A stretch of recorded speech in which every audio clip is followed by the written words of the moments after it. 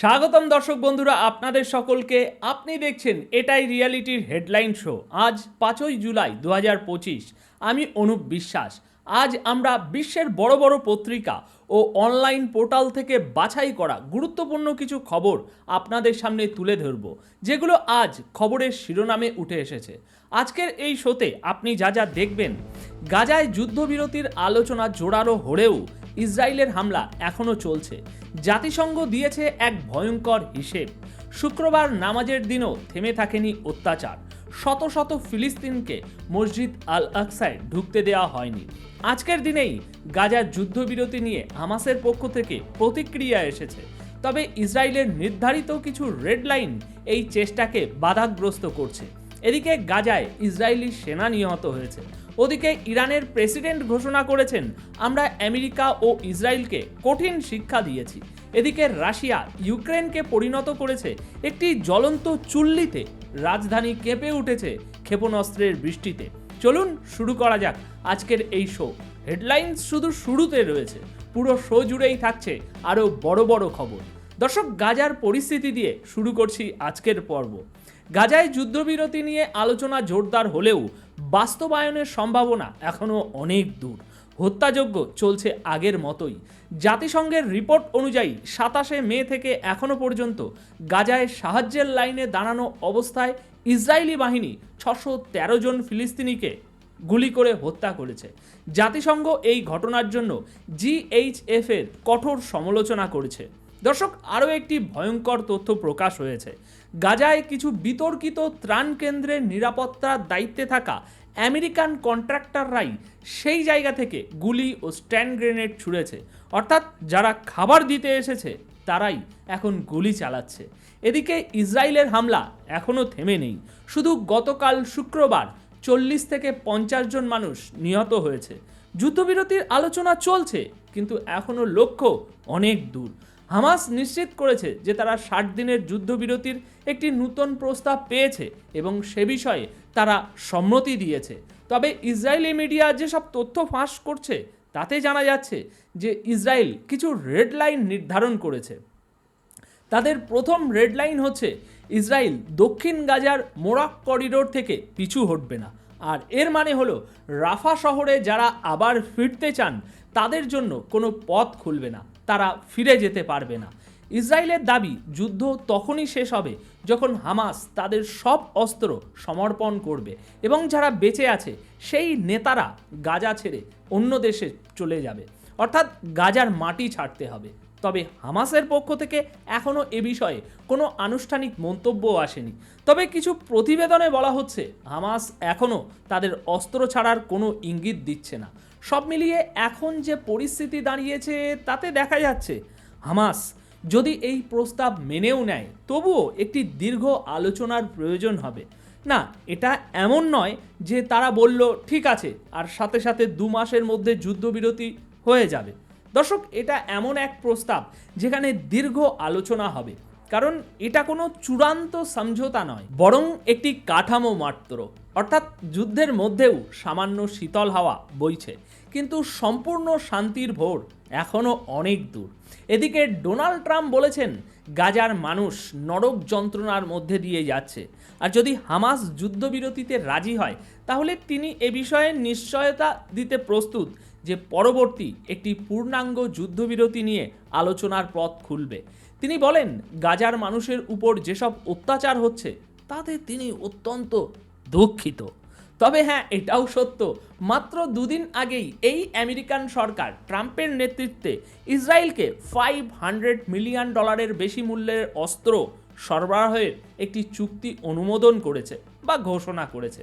আর সেই অস্ত্র দিয়েই ফিলিস্তিনিদের হত্যা করা হচ্ছে। তা সত্ত্বেও ট্রাম্প ফিলিস্তিনিদের জন্য দুঃখ প্রকাশ করছেন। তাই বুঝতেই পারছেন, এটাই ডোনাল্ড ট্রাম্প, বা বলা যায় এটাই আমেরিকার প্রেসিডেন্ট। দুদিকেই তাদের স্বার্থ জড়িয়ে থাকে, তাই না? এদিকে উত্তর গাজায় ইসরায়েলের আরেকজন সেনা মারা গেছে।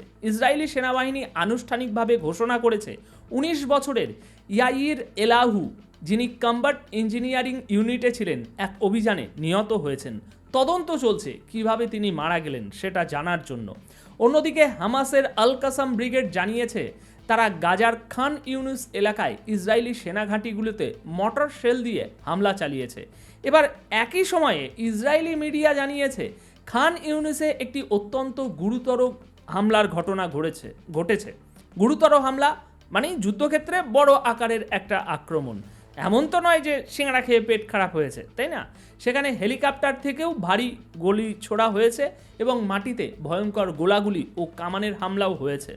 আল মায়াদিন পত্রিকার রিপোর্ট অনুযায়ী এই মুহূর্তে গাজায় ফিলিস্তিনি যোদ্ধারা ইসরায়েলি সেনাদের অনুপ্রবেশ ঠেকাতে লড়াই চালিয়ে যাচ্ছে। বিভিন্ন জায়গায় সংঘর্ষ চলছে, আইডিএফের গাড়িতে হামলা চালানো হচ্ছে, ফাঁদ পেতে সেনাদের লক্ষ্যবস্তু বানানো হচ্ছে। ইসরায়েলি সেনাবাহিনী এখনও প্রাণহানির মুখে। দর্শক, এবার খবর ইরান থেকে। ইরানের প্রেসিডেন্ট ঘোষণা করেছেন, আমরা দখলদার শক্তিগুলোকে শিক্ষা দিয়ে দিয়েছি।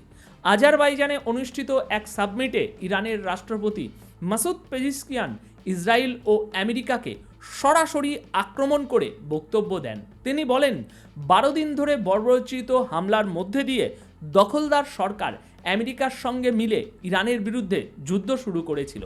ইরানি প্রেসিডেন্ট জানান, এই হামলায় ইরান অনেক মানুষ হারিয়েছে, বড় ধরনের আর্থিক ক্ষতিও হয়েছে, কিন্তু একই সঙ্গে ইরানি সেনারা ইসরায়েলি সরকারকে জবাবও দিয়েছে শক্ত হাতে। এই জবাবকে তিনি বলছেন একটি শক্তিশালী শিক্ষা। দর্শক, এটাই ছিল তার স্পষ্ট শব্দ, পাওয়ারফুল শিক্ষা। তিনি বলছেন, আমরা তাদের একটি শক্ত জবাব দিয়েছি, আর এই জবাব প্রমাণ করে দিয়েছে ইরান মাথা নত করবে না, ভয় পাবে না, বরং দরকার হলে আরও কঠোরভাবে জবাব দেবে। চলুন এবার কিছু অন্য খবর শুনুন। দর্শক, গতকাল ছিল শুক্রবার জুম্মা, তাই এটা স্বাভাবিক যে ওয়েস্ট ব্যাংকের আল কুদস শহরে অবস্থিত মসজিদ আল আকসায় লোকজন নামাজ পড়তে যান। প্রতিদিনই ওখানে যান, কিন্তু শুক্রবার সাধারণত অনেক বেশি মানুষ জমায়েত হন। আর এই জুম্মার দিনে প্রায় এক ধরনের নির্যাতনের দৃশ্য সেখান থেকে দেখা যায়। ইসরায়েলি বাহিনী ফিলিস্তিনিদের মসজিদে আল আকসায় প্রবেশ করতে বাধা দেয়। গতকালও ঠিক এমনটাই ঘটেছে। আপনি যদি কুটস নিউজ নেটওয়ার্কের প্রকাশিত এই 4টি ছবি দেখেন, তাহলে দেখতে পাবেন ফিলিস্তিনিদের আইডি কার্ড চেক করা হচ্ছে, তাদের পথ আটকে দেওয়া হয়েছে। মানে ভাবুন, শহরটা তাদের, মসজিদটাও তাদের, অথচ ইসরায়েলি বাহিনী তাদের আইডি চেক করছে। নিরাপত্তার নামে সব কিছু নিজেদের নিয়ন্ত্রণে রেখে জোর করে ফিলিস্তিনিদের অপমান করা হচ্ছে। আবার আইডি চেক করেও শত শত ফিলিস্তিনিকে মসজিদে আল আকসায় ঢুকতে দেওয়া হয়নি নামাজ পড়ার জন্য। অন্যদিকে উলঙ্গতা, উস্কানিমূলক কাজ করার জন্য যেসব ইহুদি সেটলাররা আসে, তাদের পুলিশ পাহারায় বারবার মসজিদে আল আকসার প্রাঙ্গণে ঢুকতে দেওয়া হচ্ছে। আপনি দেখতেই পাচ্ছেন জায়গায় জায়গায় নিষেধাজ্ঞার ছবি। ফিলিস্তিনিদের বারবার বাধা দেওয়া হচ্ছে। গতকালও অনেক মানুষ হতাশ হয়ে মসজিদে আল আকসায় নামাজ না পড়ে ফিরে যেতে বাধ্য হয়েছেন। দর্শক, এবার খবর ইউক্রেন ও রাশিয়া থেকে। ইউক্রেন ও রাশিয়ার মধ্যে যুদ্ধ আরও তীব্র হয়ে উঠেছে। গত পরশু ইউক্রেন শক্ত অবস্থানে ছিল, কিন্তু গতকাল রাশিয়া পাল্টা প্রতিশোধ নিয়েছে। গত রাত থেকে 4 জুলাই সকাল পর্যন্ত রাশিয়া এত বেশি হামলা চালিয়েছে যে শুধু কিভ শহর, যেটা ইউক্রেনের রাজধানী, সেটা কাঁপিয়ে তোলেনি, বরং জ্বালিয়ে দিয়েছে। আপনি নিজেই দেখুন রাশিয়ান মিডিয়ার হেডলাইন, রাতভর মিসাইল আর ড্রোন দিয়ে ভয়ানক হামলা চালানো হয়েছে। পুরো কিভ শহর কেঁপে উঠেছে, অনেক জায়গায় আগুন লেগেছে। ইউক্রেন সরকারের পক্ষ থেকেও জানানো হয়েছে যে রাশিয়ান সেনাবাহিনী বড় পরিসরে মিসাইল ও ড্রোন হামলা চালিয়েছে, যার ফলে রাজধানীর বিভিন্ন এলাকায় ব্যাপক ক্ষতি হয়েছে। দর্শক, আমি নিজেও ইউক্রেনের মিডিয়া ঘেঁটে দেখেছি। কিভ ইন্টারন্যাশনাল ইন্ডিপেন্ডেন্ট এই খবর ছেপেছে, nothing but terror and murder, মানে স্রেফ সন্ত্রাস আর হত্যাকাণ্ড। রাশিয়ার রেকর্ড পরিমাণ ড্রোন ও মিসাইল দিয়ে রাতভর কিভে হামলা চালিয়েছে।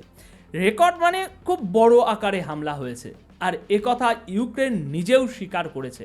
তাদের পক্ষ থেকে বলা হয়েছে এই হামলায় 1 জন নিহত হয়েছে এবং 23 জন আহত হয়েছে, কারণ ইউক্রেনের কাছে ভালো মানের এয়ার ডিফেন্স সিস্টেম রয়েছে, যা পশ্চিমা দেশ ও ন্যাটোর কাছ থেকে তারা পেয়েছে, এবং এসব ব্যবস্থার কারণে বহু রুশি হামলা ব্যর্থ হয়েছে।